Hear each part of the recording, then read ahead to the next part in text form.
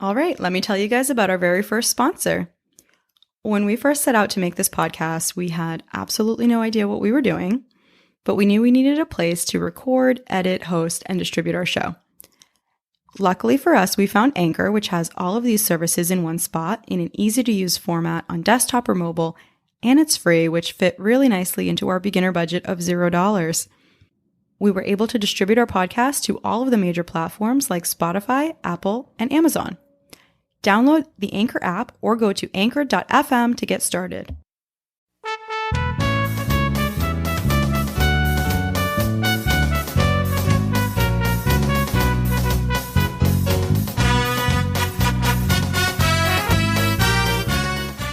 It's Mel. And Kel.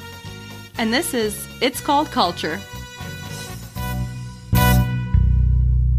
Ever heard of it? Big recording day today. Big recording day. Very excited. Our first guest, A very special guest. Connie Marques. Cue the applause. Yes, there will be applause. Hello, everybody. Welcome. Thank you. I'm so happy, so excited to be here. My fellow Portuguese princesses. We're happy to have you My here. queenies. Go closer to the mic. I think you have to eat it. Oh, shade foam. Okay. That's where you hear the acoustics come in. Okay. Yeah, we had to put all these blanketas in here. You To see, absorb you the saw- sound, yeah, to yeah. absorb sound because it was a little noisy. I think maybe a blanket, a very thick blanket with the flowers that you used to sleep with, like the 4 of them in the winter. Should probably hang up on the window. My mom has these wicked thick blankets, and I think that everybody has them, and they have They this do. yellow hair. They're hairy, and they're real heavy and thick, and yellow and brown with a horse in the middle or something. You know what I'm talking about? Absolutely, yes. You have that blanket, right? I don't have the horse. My titia does. I have the flowers. Very, very large rose, carnation. I think I have a flower one too. And, yeah, it's not just one. We It's have multiple. big. You know what I'm talking about, though, right? Yeah, exactly, right? Absolutely. They bring yes. it back from Portugal and they have to keep it in your own carry-on for that bag, Yes. for that blanket because it's so heavy. They put. My mom will put 9. She'll put that with 4 other blankets on the bed, and Yeah, she'll and- come in my room and be like, "Do you need another blanket?" Yeah, if it's summer. It's summertime. Please, I don't know. This is why we grow up and we need weighted blankets because we move out on our own and we have our own stuff. You're this is not. It's not heavy enough. It's not the same. I don't. It's 4 regular blankets. My husband could sleep with tissue paper on top of him, and I have a weighted blanket that goes just on my side of the bed. Yeah. Oh, but anyways, so we have Connie here today, and we need to just talk to you about how this even came about that Connie was going to be on this podcast and how I met Connie, because it's not like we've known each other forever. No. I'm going to be hearing these stories today for the first time. Yeah, it's true. Because we just met for real 2 months ago. Yeah, it was April 2nd, because that was To when the did T. that? Well, because I wrote it in my journal there that was, Ramadan. That's That's right. right. Because we planned, Yeah. we went out for It was like Ramadan. Oh, we did. We went to Yeah. celebrate. A girls' night. Yeah, Ramadan Celebrate girls' we night. did. So we have mutual friends, which is kind of how maybe mutual boyfriends Yeah. at some point. The same one, yeah. The same one. And for people who are wondering that we're not Mormons, we just had Previously. my 6th grade boyfriend Yes. is her current boyfriend. Yeah. I don't think, has he changed much? No. 6 grade. Just kidding. But so we sort of maybe knew of each other, had some mutual friends, but had never met. And we happened to go out. The Ramadan evening was the night. It was the day that Kelly and I recorded our first podcast episode. Right. So we kind of talked about it over dinner, and Connie's eyes just lit up. Yeah. She was like, "What's this podcast about?" And we said, "What? It's about being Portuguese and our heritage." And I've never seen somebody so excited about anything in their entire life. It's the greatest idea ever. Please sign me up. And I was like, was that something you'd like to talk about? Would you want to be a guest on the show? And she showed me her tattoo. She whips out her tattoo. She's got her arm and it says Ciudad on it with a big hydrangea. Yeah. Hortensia. And it's purple. What's a Nivellon? I thought that was a Nivellon. It also is. What's a hortensia? It's all It's the same thing? Yeah. Just the flower that lines the Rue de Passage Ciudad. The whole legion. The whole thing, yeah, everywhere. Blanche. My driveway at home is my dad just sitting Blanche the whole way across both sides. So she showed me her tattoo. We were like, all right, this girl's got some Portuguese pride over here. We need to have her on this podcast. And I started asking like the obligatory questions, you know, where is your family from in Portugal? And she said the Azores. Yeah, okay, we know. What island? San Miguel. Yeah, okay, we know. And then we said, what village? And this girl whips out my dad's village, the most remote village on the island. And we kind of just knew. We just looked at each other in that moment and we're like, I think we're cousins. We're probably cousins. It's a very high percentage that we are, in fact, cousins. And we have since confirmed that we are cousins. My father has confirmed that we're not filhos primos irmãos, not first, not second, but indeed third cousins. Which is just so fitting. Yeah, I mean, it's the same blood, you know, it's nice. You can't be, I mean, it's tough to be from the same village out there and not be related. Yeah, I mean, it's not that big. It's surrounded, it's an island, you know? And back then, with no cars. That's it. Yeah, That's it. You could go to the neighbor's house and they know your entire family history. They've done everything together. Yeah. It's just a very we have a mutual cousin who I think is maybe related to us in a different way, but this mutual cousin knows all about family trees and everything. Yes. And every time I ask her questions, she's like related to me from my mom's side. She's related to me from my dad's side. She's also from the same village. We're both related to her probably in different ways. Yep. And I just can't wrap my mind around, like I asked her, I was getting so confused with following the family tree. And the one question I asked her was, can you tell me, are my parents cousins? That's all I need to know. Mine are. the third, yeah. Yeah, they really are. Yep. Yeah. Oh, yep. It's actually part of the reason why I never understood why I couldn't stay downstairs with my cousin and my brother, my male cousin and my brother after 10 o'clock. It's like, Connie, time to come upstairs. I'm like, what do you mean? It's like my best friend ever. Right. And I would cry. And then as I got older, I was like, that's because you're cousins. It all makes sense. That's not how we do this here in America. They want you to marry your cousin. Yeah. They're like, It's no. what do you mean? I don't even get it. Like, Oh my God, that's hysterical. Oh, Yeah, I'm it all not made surprised. sense. I think my parents had the same last name like before they got married. I'm like, I mean, Okay. it's Red right flag. there. It's right there. Like it's right there in the pudding. God, I'm so thankful that my parents are both from separate towns and villages. I mean, you're still not out of the woods. No. I have a better Still chance. You do. Maybe mine's are like fifth or sixth cousins. Yeah. Okay. Probability might be lower, but never zero. Exactly. We kind of wanted to highlight some of Connie's stories and stuff today. And one of the things that Connie said was super important to her in her childhood and something that she did all the time was traveling to Canada. And I know we talked about trips to the Azores, but if you weren't going to the Azores, you were going to Canada. Oh, yeah. For sure. Those were the only two options. Yeah. Portugal or Canada. And ladies, what are the two reasons we go on a trip? Weddings and funerals. Exactly. Because of mensch and an attackage. Queen attack, which I'm pretty sure is actually it's translated to the undertaker, Oh, maybe. not funeral home, because it's casa de funeral, Right. which I learned that with work because I would say, oh, thank you, Queen attack. I have to go to the funeral home. And one of my patients was like, huh? Queen attack? Like, and then realized, like, that's undertaker. I was like, oh.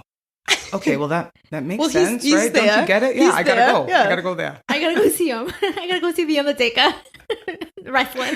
Yeah. I mean, funerals is a whole other topic. That's a That's a that topic. could be an entire Episode just on Yeah. funerals. So we won't touch We'll that one dabble. too deeply today. But we were making these trips primarily for weddings and funerals. It sounds like you probably went pretty often. So maybe you went.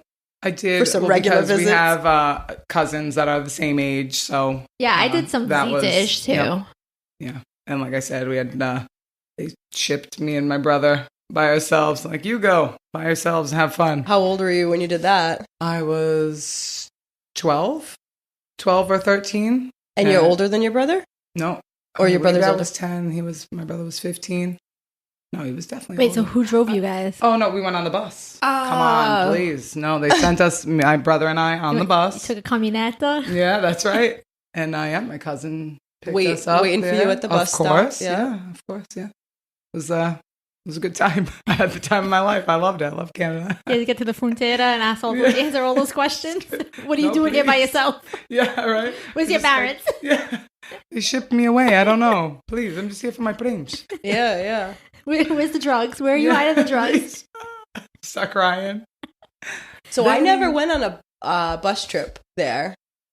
I did. So you did bus trips? Because anytime we'd go, we would drive. But because it was just my brother and I. Yeah. We went on the bus You that didn't have time. a license. You were too Please, young. I was too young. I'm pretty sure. Yeah, I want to say I was 7th or 8th grade. So you're what? 11, 12? Yeah. And so my brother is 5 years older. So he just shipped us on out and I loved it. It was a whole week. I think our Portuguese parents took any chance to like ship us out. And you're going to stay with family. Yeah, it's so not they like know it's you a were problem. safe. Mm-hmm. So they're like, yes, go. I didn't. My parents, maybe because I was an only child, I don't know. Like they wouldn't obviously send like somebody on the bus. You know, you're one little Don't kid. talk to nobody, and only when you get there. Yeah, there was no chance they were doing that. But we usually, if it was just my parents and I, they'd just drive up in their car. But then there was always like the 15-passenger van scenario. Yeah, where the whole family's going.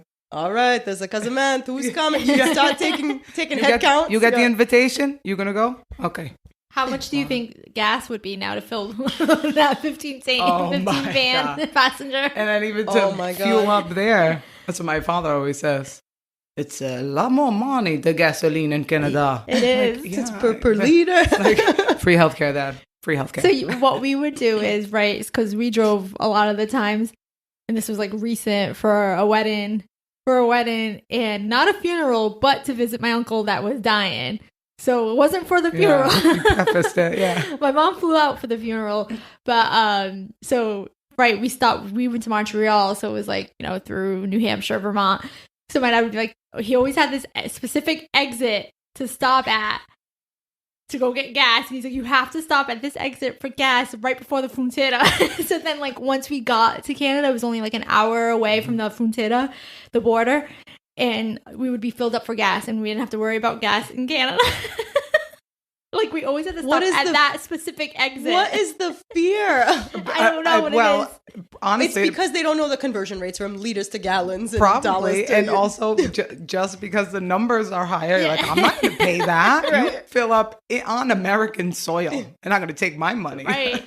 But I'm like, I only got 2 Looney Toonies in my pocket. What happens if if the gas station is like demolished off that exit? What now? You got to find a new exit. Panic attack ensues. Yep. Throws the whole trip off. It's completely done. It's like, I guess we're gonna get gas in Canada. I mean, this is just, you know what story I'm going to bring up, Kelly, because this is just reminding me of how they got around like before GPS, and they're making this trip from here to Canada, right? And there's no MapQuest, there's no GPS, there's nothing. So but they all know how to get there. They all know how to make that trip, right? But it's like landmarks, and they have their specific way that they need to go. And this trip actually doesn't even involve us going to Canada. This trip was here in Massachusetts. I was like 10 years old. My dad went out. It was like a Sunday night. He went out to the corner gas station to get some milk so I can have some cereal before bed.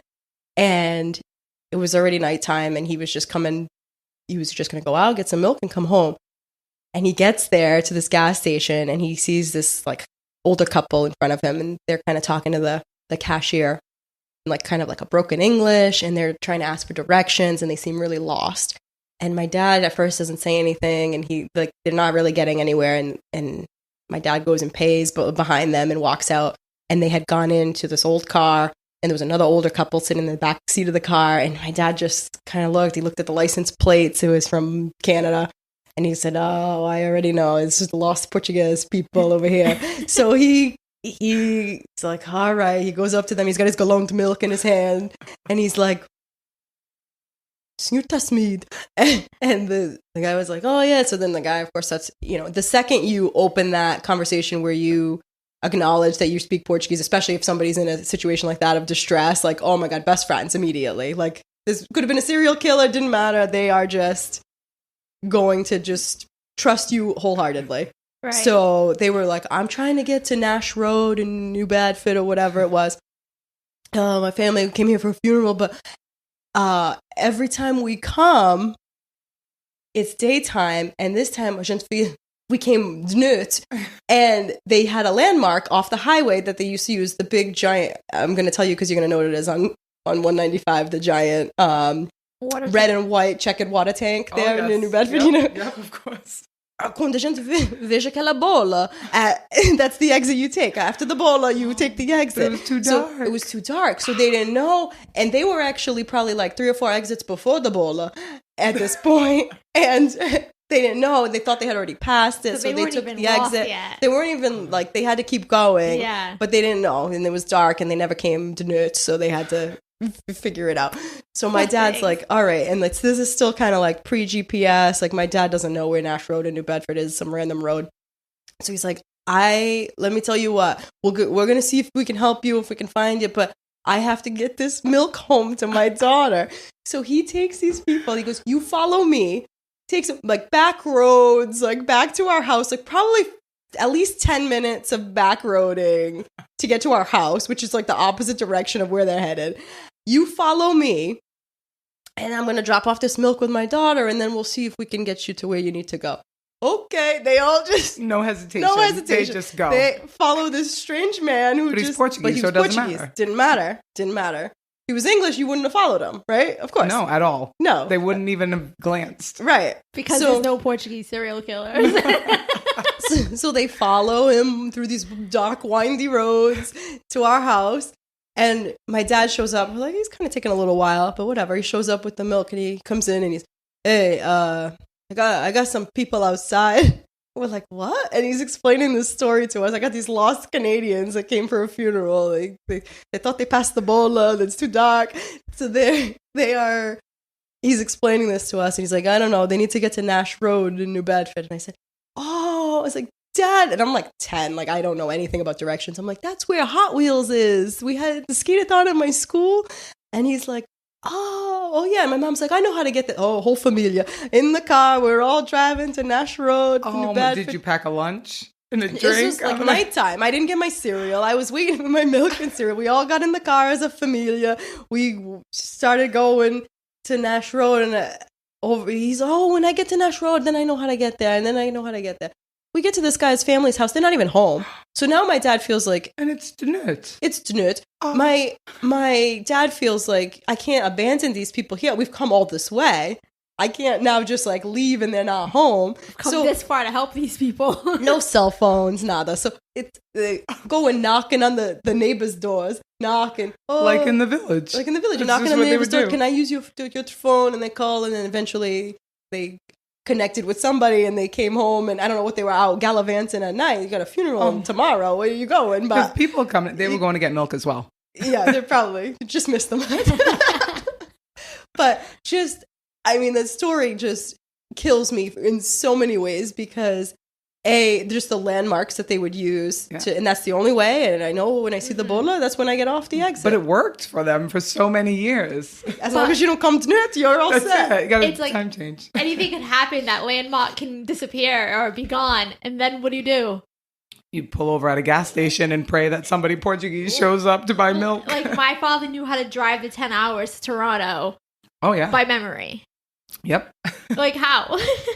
It's ridiculous. By just landmarks. Yeah. And especially that rest stop that you had to stop at. Right? It was definitely the same one. You guys were stopping at for gas. But it was always that. And then just the fact that, like, the second you open up to somebody that they know you're Portuguese, it's like, that's your amigos, your primos, your whatever. You've known each other your whole life, basically. Yeah. It's crazy. So when I recently drove with my parents and I used the GPS, my father would always get nervous for the border. So he would drive, and then we would switch at the gas station in Vermont, and then I would drive through the border, and I would answer the questions because he would get all nervous, right? Because he's always hiding stuff in the car, like food and stuff. And he would be pissed that I was using the GPS because he knew how to get there. So there was no reason for the GPS. None. We don't need it. And I'm like, all right. So I'm like, Dad, I'm going to trust you. But I would always have my GPS on my phone. I was going to say, that's kind of pushing it. Yeah, I was like, I don't trust this dude's memory. So I'd always have to think, do you know how many times he was like wrong? Oh my God.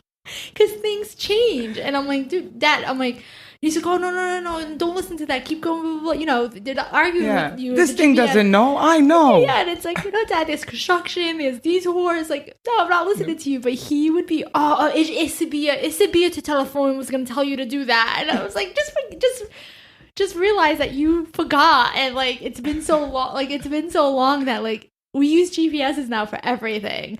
Like, it's not a bad thing that we're using a GPS and you can't remember how to get there. But, I mean, did you confirm you couldn't remember? Because he probably knew some back road way. Because my father's like, if you go this way, yeah, you can get there. But it's going to be a lot of traffic. This way, you cut off at least 30 minutes. But, like, I feel back then, like, they were not going to go, like, your GPS is going to take you, like, the calculated most efficient route, right? And back then, that's not the way. They don't want 52 turns to go the most efficient, like, way to get there. They want the easy way. If I gotta go 100 miles out of the way just to stay on one highway, so there's only 2 things to remember, that's the way we're gonna go, right? That's true. You look for the bola and turn. It's all about landmarks. I don't know if it was that same trip that you took with your family with the GPS driving up there, but your dad would hide stuff, like you said, in the glove compartment, like food, right? My dad would hide meats in the glove compartment. So, like, we would have the cooler in the back. But that's where you have to keep, like, your documents. So you have to open it and, like, hope they don't see this honking piece of meat. It's wrapped in foil, I'm assuming. I never knew, like, what they would bring. I never knew what they would bring to Canada. I just, like, you know, I know they would pack, like, wine, like, beer and stuff. And, like, they would have a cooler in the back. But I never knew. I'm like, all right, fine. As long as, like, it's not drugs. Yeah. It's not weapons. We should be good. So when we get, like, again, at this exit in Vermont, we would do our switch over. And so my father's like, okay, when we get to the border and they ask you anything, we don't have anything. And I'm like, Dad, that's a lie. There's wine and beer in the back. If they open your trunk, they're going to see it. I'd rather just tell them, hey, this is what we have. If they want to take it, they want to take it. My father did not tell me that he had meats in the glove compartment. Is this a very large glove compartment? He would open the glove compartment and he had, like, this, like, rolled, like, spiral, like, ham or some type of ham Your in the glove compartment. Your dad is a ham guy. Yes, he does love his ham. Well, it's different in Canada, so he needed to make sure that he had it. What was he going to have for breakfast? I died. He just opened the glove compartment and it just, like, rolled out. Oh, let me get my paperwork over here. Oh, that's a passport and a little pork. But all the times I've been, they've never really, like, searched our vehicles. No, if you ask that, like, they ask all the time, like, oh, we have a couple cases of beer. We'll bring Oktoberfest for my cousin. And like, oh, we have a couple cases of beer. And they're like, okay, that's it. Yeah, that's what I'm like, they treat it as if they are smuggling illegal substances over the border. And it's like, sir, you can have a small piece of meat. I mean, you can't bring the whole pig. Yeah, but yeah. Right. But they would always get so nervous once they get to the border. Is there like rules about what you can't bring? Like, I think there's, like, some things. Like, no spiral ham, no firearms, no drugs, no spiral ham. Like, what? I think there's some things I think you can't bring. Yeah, for sure. But it's definitely spiral ham is allowed. Because, like, hey, I need to make a sandwich later for my family over here. I have pup sucks. Don't take my pup sucks. We were visiting my uncles, like my cousins and my uncles, and both my uncles are butchers. So why are you bringing fucking ham to a butcher? He was bringing it there? He was bringing it there. And then he would bring some stuff back because my uncles that were butchers would give, like, my parents some meats too to bring back. Well, you got to share here's the American pig. Canadian pig tastes much. Hello, Canadian bacon. That's all it is. Your dad's like, I'm going to show them. Yeah, try this American pig. It's delicious. Shaw's $4.99. I bought this one. How much you pay? Here, probably as much as the gas. He just had, like, there was different little things hidden in the car. like meat, and then like I think there was like cigarettes at one point when he smoked. But I'm like, Dad, cigarettes are not illegal. But I think they just have that fear that they're gonna get caught with. I'm like, the worst they do is just they take it away from you.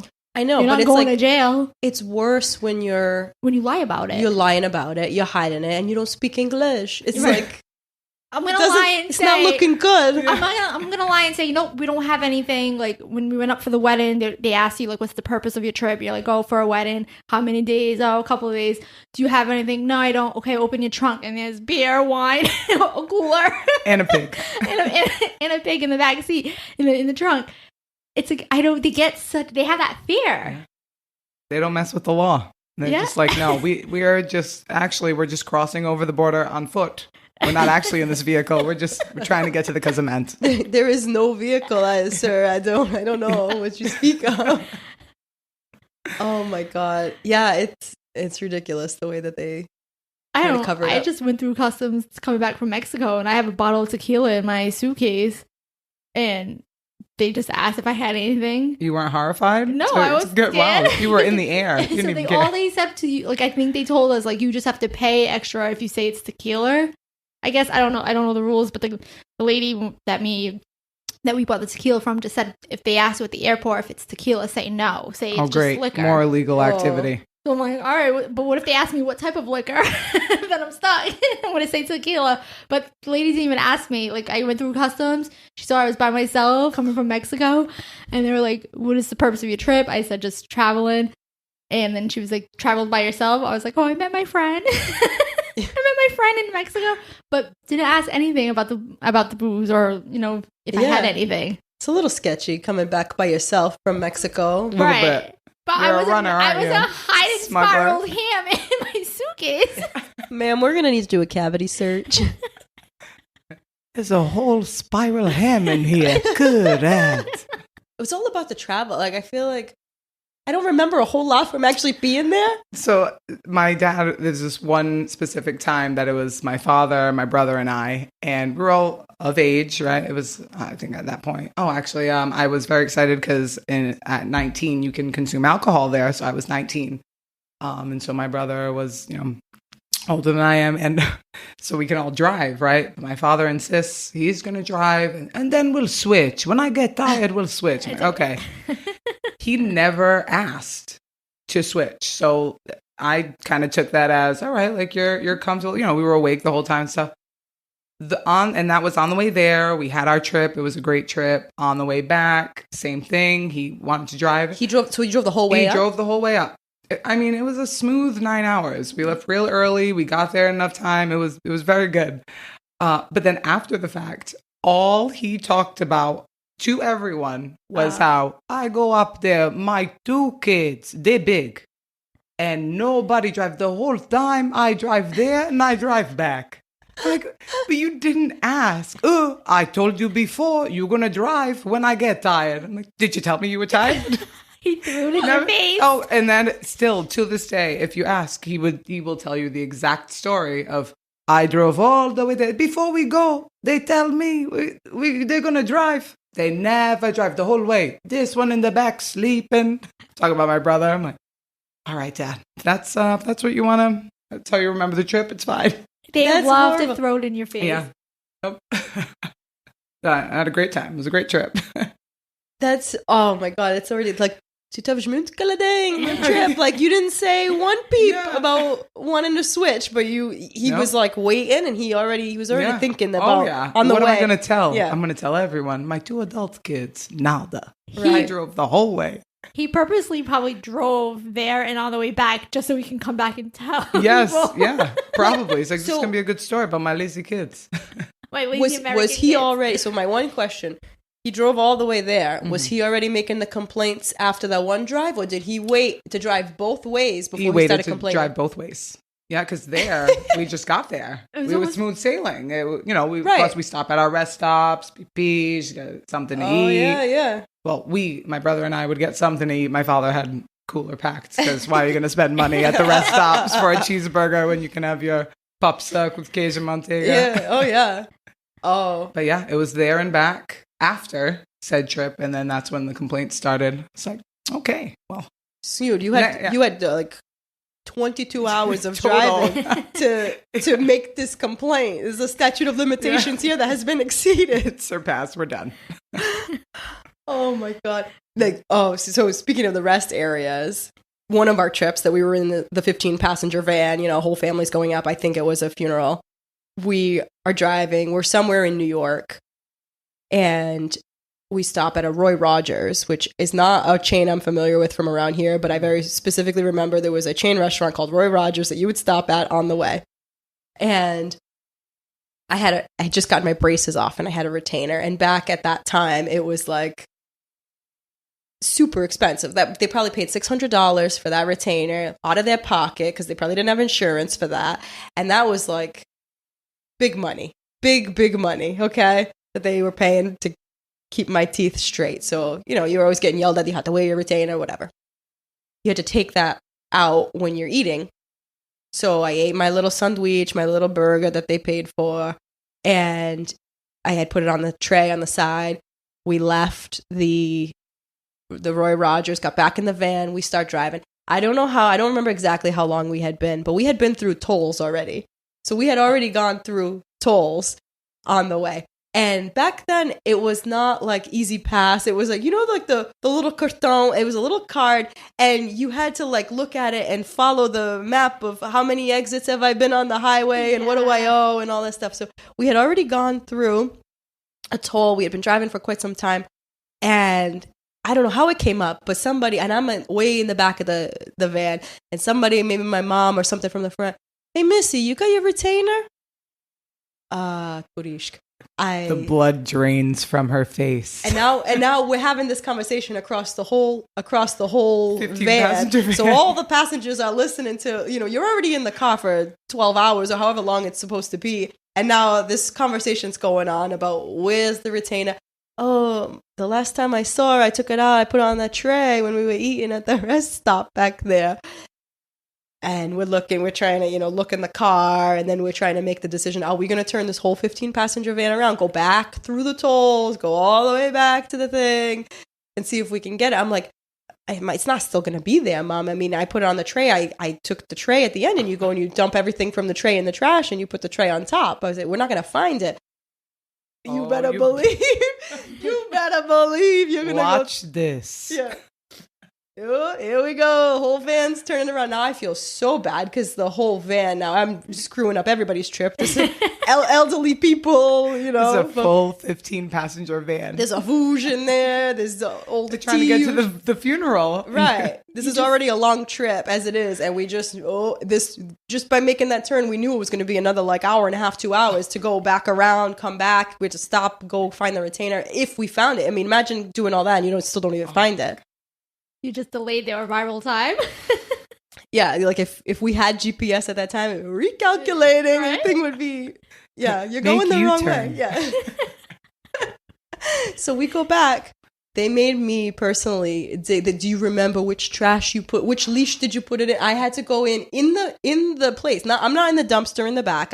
First, we started in the store. If I didn't find it in the store, we were going to be in the dumpster in the back. But yeah, you ask them, excuse me, who just emptied the trash? I need to find my daughter's retainer. That was $600, okay? So I had to go through. I said, thank God I had a good memory at that time because I said, I think it was this leash over here that I put it in. And I went, and I'm going through, and I found the freaking thing. I mean, it was there's papage and gravy and all kinds of stuff coming up on it. I didn't even have gravy with my meal. It was I was like, okay. So I pull it out. Of course, I'm like, I don't know how old I was at that time. I was, probably young teen, 13, 14 years old. Mom, I'm never going to wear that again. Never. It's saturated with gravy that didn't belong to you. Yeah, nukamaj, that thing's going to go in my buka, right? Like, I'm never putting that in my mouth again. And she's like, you're damn straight. You're going to put that in your mouth. We're going to get up there when we get, you don't have to wear it right now. When we get to Canada, we're going to put some, the dentures, the things to clean the dentures, those effervescent tablets. Yeah, with the bubbles. The bubbles falling pots. Going to clean it nice. We put it in with a lot of bubbles and we waited, and then I wore that fucking thing again. She watched you. She's like, Mat Nabuka, yeah, put that in your mouth. It was all I could think about. It was just like, I could not wait to stop wearing that thing. It probably built your immune system. Yeah, you got all the Canadian, American germs, all of it, just all up in there. All in your buka. I mean, really what I take from that story is the fact that there was no way they were not turning around to go look for that retainer, because that is hard-earned money spent on your teeth. And not everybody can do that. Right. So we are turning around, and you don't remember the trap? You look through both of them. You're going to find them. And thank God you did, because that might have just been your funeral as well. I would have never, I mean, I didn't hear the end of it as it was. So I would have never heard the end of it if like we didn't find it or whatever. And like I had thrown it away. Oh my God, forget about it. That was the talk of the trip. You know, there's always a talk of the trip. So yeah, they get there. How are you doing? Yeah. Oh, you'll never believe what happened. Look at my Melissa. Look. They gotta explain why they're late. Yeah. They're late because of you. They have to go back. They spent more money on the tolls. You ruined it all, Melissa. Yeah, exactly. But still, my dad was doing some mental math in the front. Oh, the gasoline is going to cost this much. We're going to be this late. We got to pay this much more in tolls. Oh, still worth it for the $600. Still worth it to turn around. Thanks God we got the 15th passenger. I felt like so bad. The whole van turning around, they're all side-eyeing me like, oh, man. This puta forgot her retainer. So the trip that was just my brother and I. We went to Canada's Wonderland, and I love rides, so I'm going on all the rides. I think it's, having the time of my life, it's the greatest. And at the time, I didn't have contacts. I had glasses.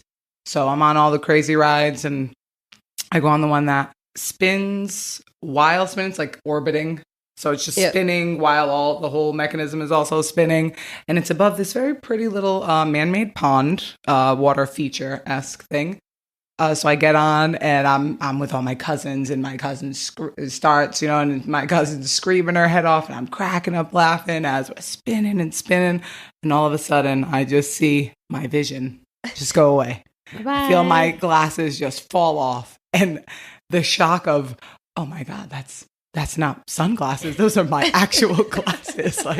And I don't take them off because I like to see.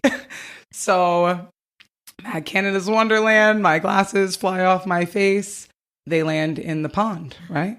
So I get off the ride, and I'm going to my cousin. I'm like, my glasses. I am horrified. I am in a different country. It's not like I can just go. I don't have my prescription. I don't have anything. And are you like blind as a bat? Oh, I can't see anything. I can see figures, but no, I know you have eyes, but I can't see the color of them. You're just like moving blobs. You're a blur. Yep. So I go to my cousin, and so my cousin, who is just incredible, she goes up so calmly. She goes up to the attendant, and she's like, my cousin, they're visiting from the States. Her glasses, they fell in the pond. And can you believe they stopped the ride? They emptied the water. So my cousin, now of course we're with my other cousins and their parents and everything. They all went, to continue the fun, and my beautiful human of a cousin stayed with me and waited until the whole pond was empty, and we found my glasses. We got them back. So the extent that you're in a different country and you're a child, and this is expensive, right? Like, I need my glasses, you need your retainer, and we got those back. And my cousin was too sweet to berate me for the rest of my trip, but yeah. Only in Canada. And this was a trip without your parents, without right? Yep. Oh. And so, and I mean, can you imagine? He has Six Flags. They'd be like, nah, you snooze, you lose. Get out of here. You got better luck next time. You should have taken them off. Did you read the sign? It said no glasses on this ride. Canadians are like, okay, we'll close down. We'll shut down the whole park for you. Was you sure it was this pond? You want to check the other one too? Yeah. I mean, you can imagine how many belongings were in said pond. Did you get other stuff too? There was lost and found. But I had to pick up a couple of glasses because then a couple of them look the same and I can't see. Like, is this yours? Put it on. Nope. So there's algae. Yeah, right. You're putting it on. These look like they've been in here a while. Put it on. Yeah. I'm like, oh, I can. Yes, they're purple. Yeah, I can see. Oh my God. Oh, thank God, the relief. So all the people that were waiting in a long line to get on that ride, you ruined their whole day. Yeah, the damn American. Stay where you are. Like the person that they were next, the little gate was in Waiting. front, and then they were Yeah. next. They'd be like, poof, next Yeah. in line, the ride. Yeah. I will say that the emptying of said pond was pretty efficient. It didn't take crazy amount of time, but no, we sat there and I was just praying the whole time. Oh my God, if they don't find these clouds, what am I going to do? You're gonna be blind. I the whole cannot trip. see. Can't go anywhere, do anything fun because I can't see. And then my daddy's gonna kill me. Oh yeah. So, How much do those cost? That was a Yeah, pretty penny too. a couple $100. Yeah. Oh my God, that's hysterical. And then imagine, like you said, like if it, like you're on a ride, you don't really know exactly where they fell off, so you're kind of like, Yeah. Thank God the pond was they just below. got caught right over here after they empty the pond. They're like on your back or something, just like hanging. I'm sorry, Taki. I had it with me the whole time. It's right here. I'm so sorry. Just kidding. You guys need a hose to fill it back in, fill the ponds back up. Like, get out of here. Canada's that's Wonderland. Fantastic place. And now I do not travel anywhere. Like right now I have extra pair in my purse. I have contacts in the car. My fear of not having vision because something happens probably stems from Yeah. Oh now, my especially God. that you drive a vehicle. Yeah. You're like, crap. Yeah, if you imagine. lose your glasses or your You're contacts, stuck. you're stuck. Oh, excuse me, ma'am, we're gonna shut down the whole interstate over here. Oh, Sophia, you don't understand? I can see. I remember, I don't think this wasn't in Canada's Wonderland, and like my memory's so bad. I haven't been to Canada in 15 years or more, but they had like this might have been a short, now that I'm thinking about it, this might have been like a short term thing. I don't think this was a permanent fixture, but there was this big like Ferris wheel, a big Ferris wheel with cars attached to it. Like Actual cars. Real cars, like a Volvo and an SUV. So each thing, instead of it being like the regular Ferris wheel little cart that you get You're in a car. you were in a full vehicle. And I think it must have been some kind of like a promotional thing, like the cars, and they got together and they did this thing. But like, you're at the top of a Ferris wheel and you're sitting in a freaking sedan like Toyota Corolla up there, and you're putting on the AC. Oh my God. Oh my God, that's cool. That is awesome. Like, I'm driving in the sky. Yeah, like it was just like the weirdest thing. But yeah, now that I think about it, that probably wasn't like a permanent I mean, fixture. I'm a little upset. I missed it. I went to Canada frequently. I never rode that. Maybe Niagara Falls, maybe? Because it's definitely a big That was near, like, what's the tower there? The CN CN Tower? So that was right near Toronto. No, I was just recently there. I didn't see Ferris wheel with cars, so I missed that. But that sounds awesome. that. So I wonder, like, so there's no Ferris wheel that's there normally, and they just, like, swapped out the I carriages don't for think so. cars? I don't know. Like Flood Ford is advertising right by the CN Tower. I hope no one was using that as a landmark. Okay, it's a noir cars. No? You don't see the big thing? Come on. It's not there no more. We're going the wrong way. I can't believe it. Turn around.